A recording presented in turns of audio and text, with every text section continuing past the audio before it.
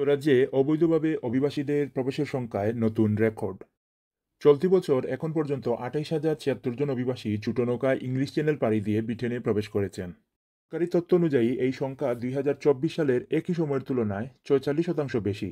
সোমবার ২৫ আগস্ট প্রকাশিত এই পরিসংখ্যান প্রধানমন্ত্রী কিয়ার স্টারমারের অভিবাসন নীতির উপর চাপ বাড়িয়েছে।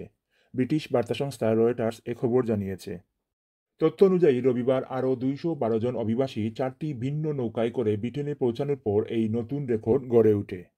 অভিবাসন নিয়ে জনমত ক্রমশ উদ্বিগ্ন হয়ে উঠছে। আশ্রয়প্রার্থীদের রাখা হোটেলের বাইরে অভিবাসন বিরোধী প্রতিবাদ অব্যাহত রয়েছে। অভ্যন্তরীণ মন্ত্রণালয় বা হোম অফিস এ বিষয়ে মন্তব্য অনুরোধের তাৎক্ষণিক কোনো জবাব দেয়নি।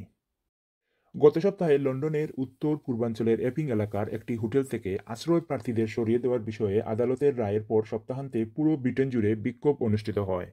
স্টারমারের নেতৃত্বাধীন লেবার সরকারের ২০২৯ সালের মধ্যে হোটেল ব্যবহারের প্রথা পর্যায়ক্রমে বন্ধ করার এবং আশ্রয় ব্যবস্থা সংস্কারের প্রতিশ্রুতি দিয়েছে।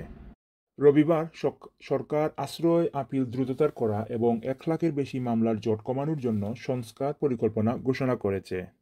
গত সপ্তাহে প্রকাশিত সরকারি তথ্য দেখিয়েছে যে আশ্রয়ের আবেদন রেকর্ড পরিমাণে বেড়েছে এবং আগের বছরের তুলনায় বেশি সংখ্যক অভিবাসীকে হোটেলে রাখা হচ্ছে।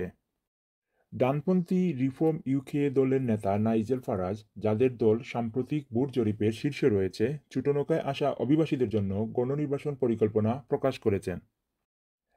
এর মধ্যে রয়েছে ব্রিটেনকে ইউরোপীয় মানবাধিকার কনভেনশন থেকে বের করে আনা, আশ্রয় দাবি নিষিদ্ধ করা এবং ২৪,০০০ মানুষের জন্য আটক কেন্দ্র তৈরি করা। দ্য টাইমস পত্রিকাকে তিনি বলেছেন, আফগানিস্তান ও ইরিত্রিয়ার মতো দেশের সঙ্গে প্রত্যাবাসন চুক্তি করবেন এবং প্রতিদিন নির্বাসন ফ্লাইট পরিচালনা করবেন। শীর্ষবিন্দু নিউজ, লন্ডন।